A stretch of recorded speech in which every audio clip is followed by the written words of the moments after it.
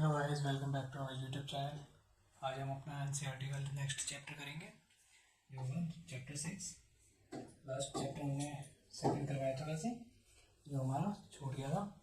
और वैसे हमने टोटल 5 को चैप्टर कर चुके हैं ज्योग्राफी के। तो ये हमारे point of exam point of view से बहुत इंपॉर्टेंट है एनसीईआरटी।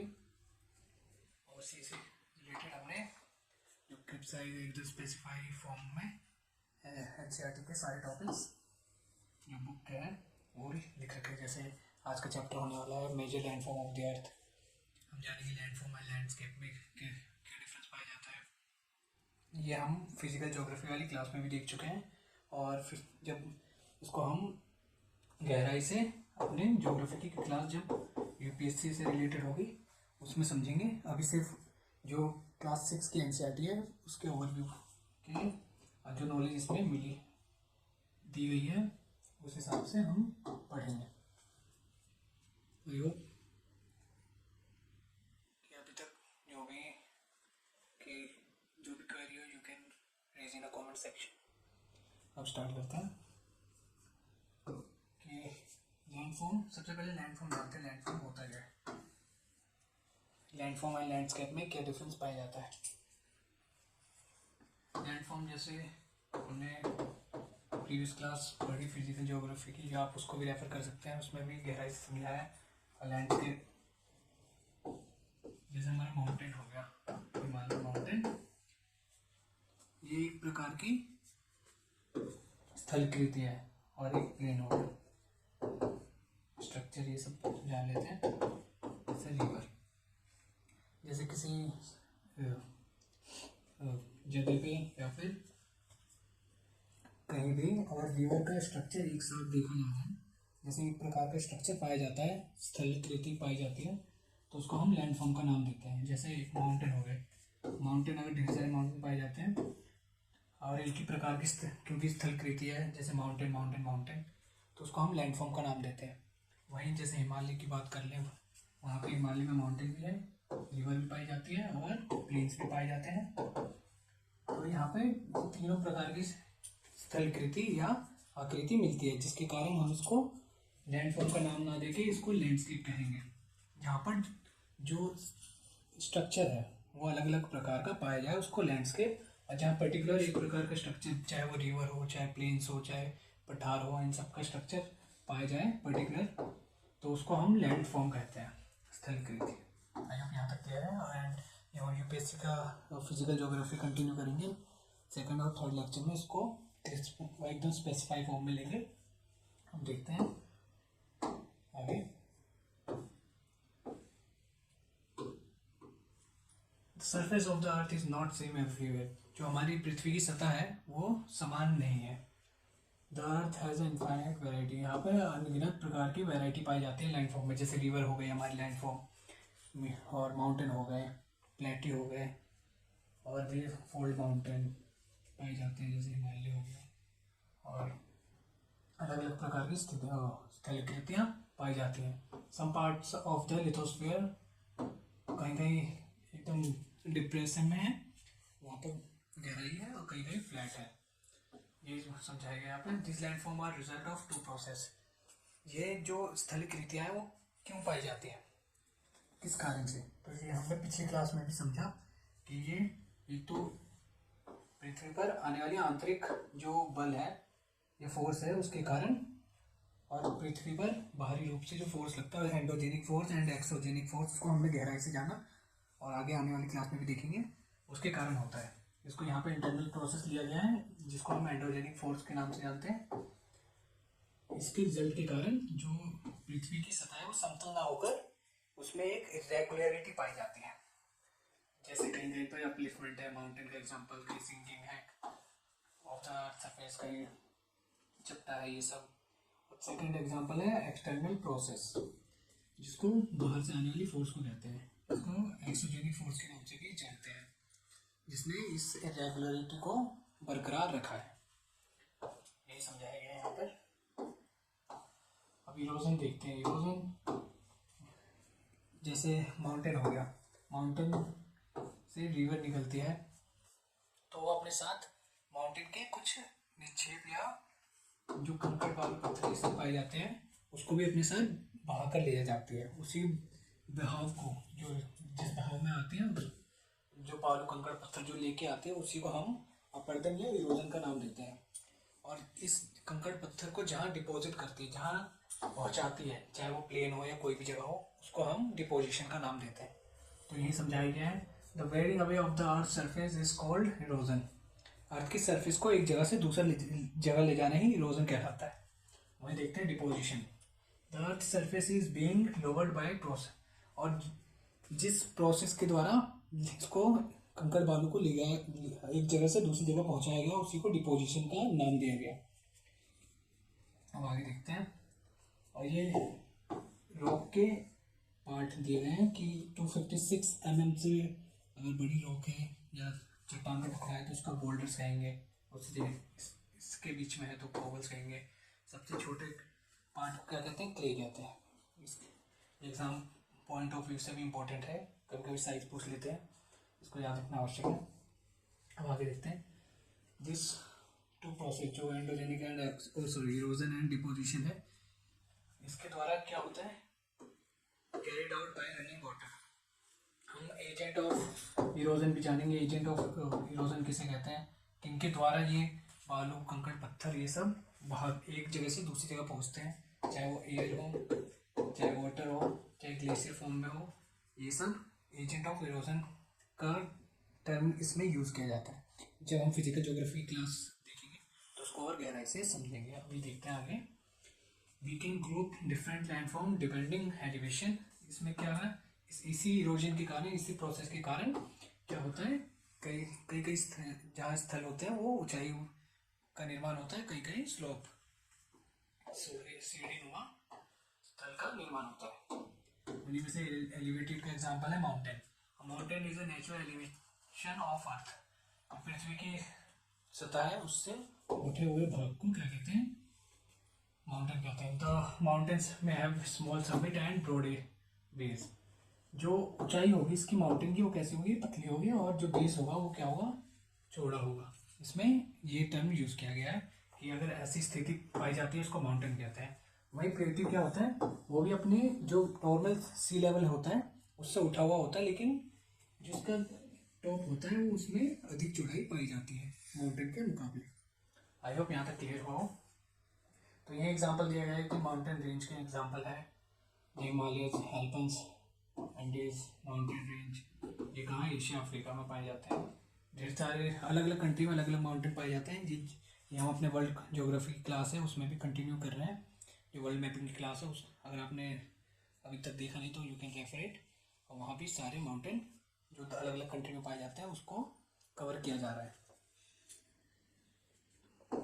तो यही बताया गया अलग अलग कंट्री में जो माउंटेन की हाइट है वो वेरी करती है, उनमें अंतर पाया जाता है। और ये अंतर क्यों पाया जाता है, जब हम फिजिकल ज्योग्राफी की क्लास फॉर यूपीएससी पर्पस या स्टेट पीसीएस पर्पस देखेंगे उसमें गहराई से समझेंगे। ये तो 6th क्लास की बुक के हिसाब से है तो उसका ओवरव्यू देना बस आवश्यक है।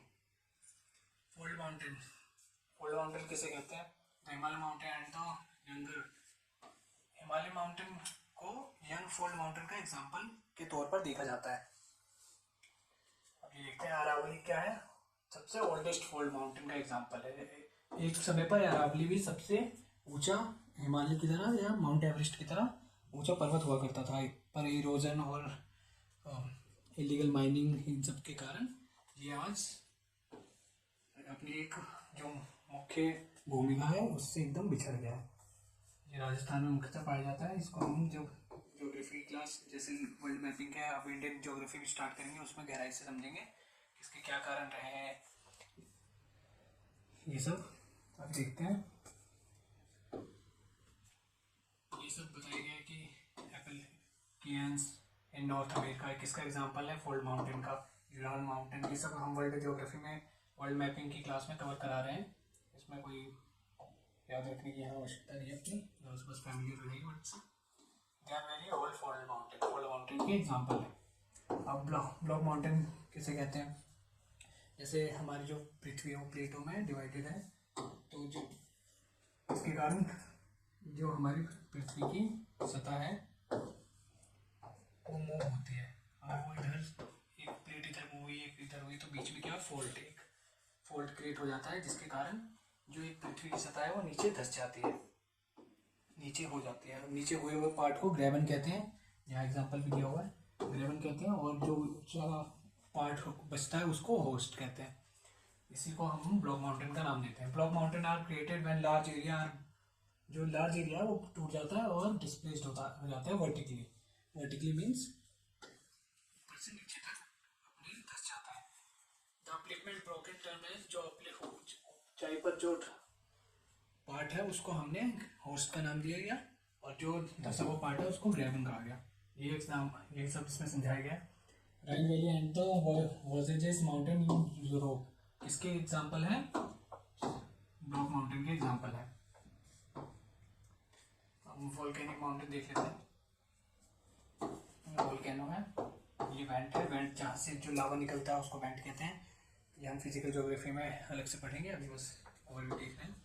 यहाँ से जब लावा निकलता है और जब ये सॉलिडिफाई हो जाता है, और लेयरिंग और वेदरिंग, लेयरिंग मीन्स एक के ऊपर एक जब परत इसकी चढ़ती रहती है तो उसके कारण इसकी ऊंचाई बढ़ती रहती है, और ये एक निश्चित ऊंचाई पर पहुंचने के बाद एक माउंटेन का रूप धारण कर लेता है। इसको हम वोल्केनिक माउंटेन टर्म यूज करते हैं। ये एग्जांपल है माउंट फुजियामा जापान का, एक वोल्केनिक माउंटेन का एग्जांपल है। और जो माउंट किलिमंजारो अफ्रीका का है, वोल्केनिक माउंटेन का एग्जांपल है। इसको साइड वेंट इसलिए कहा गया क्योंकि जो लावा है वो साइड से बाहर जा रहा है। इसका वेंट कहाँ पर है, मुंह कहाँ पर है, साइड में, और सेंट्रल वेंट जो ऊपर से लावा निकलता है, ऐश क्लाउड। इसमें एक पॉल्यूटेड रेन का भी निर्माण करती है। उस टर्म का यूज़ करेंगे हम जब फिजिकल ज्योग्राफी की क्लास लेक्चर सेकंड या थर्ड में हम यूज़ करेंगे, जब वोल्केनो का पूरा एक चैप्टर अलग से लेंगे तब। तो इसमें अलग अलग प्रकार के मिनरल्स भी निकलते हैं, तो ये सब टर्म का यूज़ किया गया है वहाँ पे, ऐश क्लाउड। देखते हैं प्लेट्यू कैसे करते हैं। प्लेट्यू अभी समझाया, ये भी अपने सतह से जो सी लेवल है या फिर लिथोस्फीयर क्रस्ट से ऊंचाई पर होता है, लेकिन इसका जो एरिया होता है वो पतला ना होकर वो क्या होता है, उसमें चौड़ाई देखी जाती है। Plateau is an elevated flat land, it is flat topped. जो ये टॉप होता है एकदम चपटा होता है टेबल की तरह। Standing and hover surrounding and plateau have one or more side with the, इसके साइड एक और स्लोप भी देखा जा सकता है, इस सीढ़ी नुमा आकृति, ये समझाया गया। The height of plateaus often varies from few hundred, जो हाइट है प्लेट्यू की वो 100 और 1000 के बीच में होती है, वेरी कर सकते हैं। जो अब देखते हैं दक्कन प्लेट्यू क्या है, ओल्डेस्ट प्लेट्यू है हमारे इंडिया का। और ये आपको पता ही है जो तिब्बतन प्लेट्यू है वो सबसे ऊंचा प्लेट्यू है पूरे वर्ल्ड का, उसकी हाइट से 4000 to 6000 मीटर के बीच में है। यहाँ देखते हैं ईस्ट अफ्रीकन प्लेट्यू केन्या में है इन सबके, और Tanzania and Uganda the west plateau and the Australia and the other example, ये सब एग्जाम्पल दिए गए। तिब्बतन प्लेट्यू क्या है, highest plateau in the world, कितना 4000 से 6000 के बीच में इसकी हाइट वेरी करती है। अब देखते हैं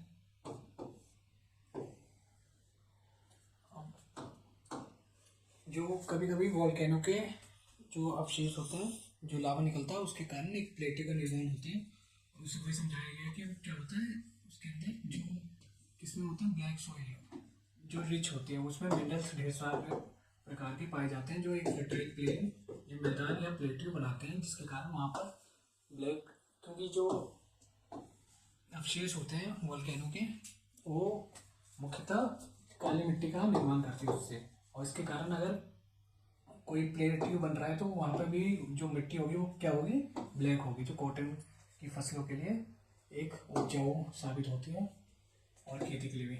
माइनिंग एरिया, और यहाँ पर माइनिंग एरिया भी यहाँ पर पाया जाता है। ये बताया गया कि वहाँ पर जो वर्ल्ड के मोस्ट माइनिंग एरियाज हैं वो कौन से प्लेट्यू का है, जहाँ पर वोल्केनो पाया जाता है उसके साइड के प्लेट्यू, द लावा प्लेट्यूज का टर्म यूज किया गया है यहाँ पे।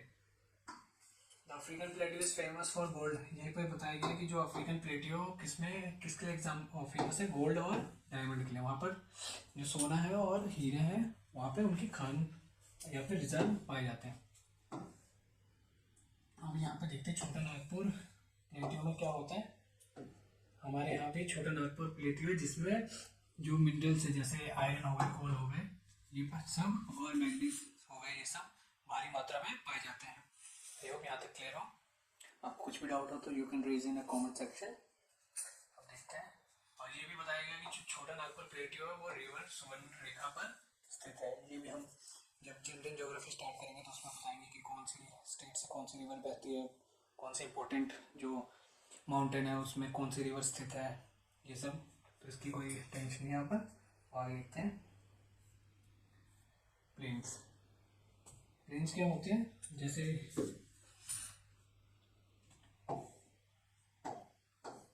लिथोस्फीयर क्रस्ट है, ये ओशनिक प्लेट मान लेते हैं, ये क्रस्ट है, यहाँ ओशन पाया जाता है। ये ओशन के सी लेवल यहाँ से मापा जाता है, जो सी लेवल से ये 200 मीटर यहाँ पर बताया गया है कि प्लेन्स आर डार्कली स्ट्रेच, जो उनकी चौड़ाई होती है वो अधिक होती है। और क्या होता है यहाँ पे ओशनिक लेवल से कितने ऊपर उठे होते हैं, 200 मीटर उठे होते हैं। यहाँ ओशनिक लेवल की बात की गई है, ना कि क्रस्ट की बात की गई है। जो हमारा ओशनिक क्रस्ट है, जो oceanic continental landform and oceanic landform, ये अलग अलग टर्म है। ये जब हमारी सतह है, क्रस्ट है हार्ड वाली, उससे काउंट किया जाता है। और ये ओशनिक क्रस्ट है जो एकदम नीचे धरती के भी नीचे, जो जहाँ ओशन खत्म होता है वहाँ से काउंट किया जाता है। तो ये बताया जो ओशनिक क्रस्ट है उसके 200 अबव से क्या पाया जाता है, प्लेन्स पाया जाता है हमारा मैदान। वो कितने 200 मीटर से ज़्यादा नहीं होते। Most of the plains are found by river. और जो ज़्यादातर मैदान है वो किसके द्वारा बनते हैं, नदियों के द्वारा बनते हैं। और नदियों के द्वारा बने गए तो उनके द्वारा इरोजन किए गए निक्षेप या फिर बालू कंकड़ ये सब साथ में बहाकर लाती है, जिसके कारण जो जहाँ पर वो डिपॉजिट करेंगी जो जिस भी मैदान में, वो क्या होगा, बहुत ही उपजाऊ होगा। इसी के कारण जो भी मैदान पाए जाते हैं वो एग्रीकल्चर के लिए बहुत ही लाभदायक होते हैं।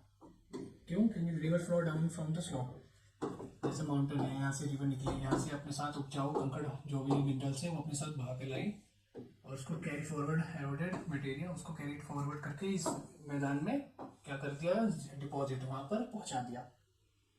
चाहे वो सीट हो गया, क्ले हो गया, ये सब एग्जाम्पल है। तो वो क्या कहते हैं, जनरली क्या बनाती है, फर्टाइल, उपजाऊ बनाते हैं।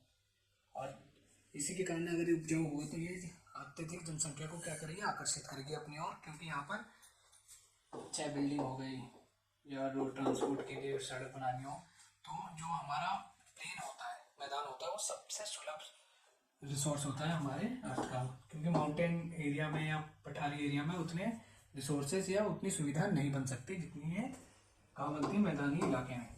Humans have been living on different kind of landform. मानव कहाँ कहाँ रहते हैं, डिफरेंट काइंड ऑफ लैंडफॉर्म में, जैसे माउंटेन में, रिवर में, के आसपास भी रहते हैं, प्लेट्यू में। लेकिन प्लेन्स के हैं मोस्ट इम्पोर्टेंट है, क्योंकि यहाँ पर अधिक सुविधा प्राप्त होती है। क्योंकि कैसे, life is difficult in mountains areas, क्योंकि वहाँ पर क्या नहीं होता, प्लेन्स क्या करते हैं, प्रोवाइड करते हैं जैसे बेटर कंडीशन। क्योंकि माउंटेन में सभी प्रकार की फसलें उगाना मुश्किल है, पर प्लेन्स के आसपास या प्लेन्स में अधिक मिट्टी उपजाऊ होने के कारण वहाँ पर ये सुविधा प्राप्त की जा सकती है।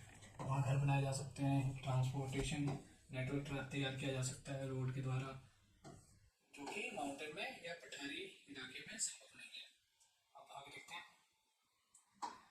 Sometimes nature climate such as earthquake, जैसे कि इसमें बताया गया अर्थक्वेक, वोल्केनिक इरप्शन, स्टॉर्म्स, तूफान, बाढ़, इन सब के कारण जो मानवीय जीवन है वो बहुत प्रभावित हो सकता है। इसलिए इन सब की अवेयरनेस, जागरूकता फैलाने की बहुत आवश्यकता है इसकी, ताकि जब ये फेस किया जाए तो कम से कम क्षति या हानि पहुँचे एक मानव को। इसलिए यही बताया गया है यहाँ पर कि इन सब जो भी अर्थ क्वेक आए तो उसके बचाव के लिए क्या कर सकते हैं, स्टॉर्म्स आए, ये सब, तो उसमें जागरूकता आवश्यक है।